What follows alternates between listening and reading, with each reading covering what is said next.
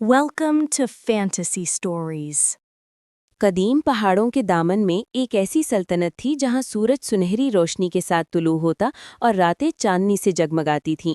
उस सल्तनत का नाम नूराबाद था और उसकी सबसे कीमती मता वहां की शहजादी ज़रीनाब थी। ज़रीनाब सिर्फ हुस्न की वजह से मशहूर न थी, बल्कि उसकी आंखों में सवाल थे और दिल में हिम्मत।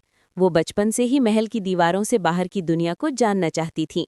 जब दूसरी शहजादियां जेवरात और लिबास में दिलचस्पी रखतीं, ज़रीनाब किताबें पढ़ती, नक्शे बनाती और पुराने बुजुर्गों से कहानियां सुनती। नूराबाद एक अरसे से खुशहाल था, मगर एक राज था जो सबसे छुपाया गया था। शहर के मशरिक में सियाह जंगल था। कहा जाता था कि जो वहां गया वो वापस नहीं आया। महल के कवानीन में साफ लिखा था कि कोई भी उस जंगल की तरफ नहीं जाएगा। ज़रीनाब के दिल में यही सवाल पलता रहा कि आखिर क्यों। एक रात जब चांद पूरा था और महल सो रहा था, ज़रीनाब अपनी माँ की दी हुई पुरानी डायरी पढ़ रही थी। अचानक एक सफ़ा खुला जिस पर लिखा था, नूराबाद की असल ताकत जंगल में छुपी है, मगर वही ताकत अगर गलत हाथों में चली जाए तो तबाही बन जाती है।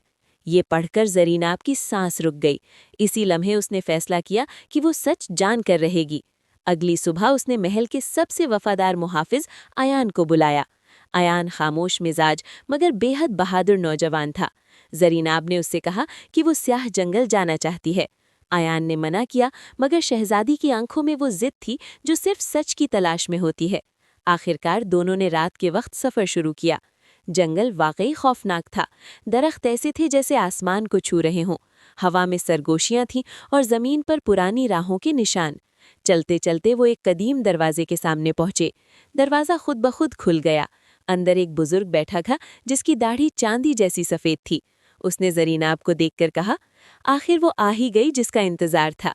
ज़रीनाब ने पूछा, मैं कौन हूँ? बुजुर्ग ने जवाब दिया, तुम सिर्फ शहजादी नहीं, तुम निगहबान हो। उसने बताया कि नूराबाद की बुनियाद एक ताकतवर वादे पर रखी गई थी। हर नस्ल में एक ऐसा शख्स पैदा होता है जो ताकत और रहम के दरमियान तवाज़न रख सकता है।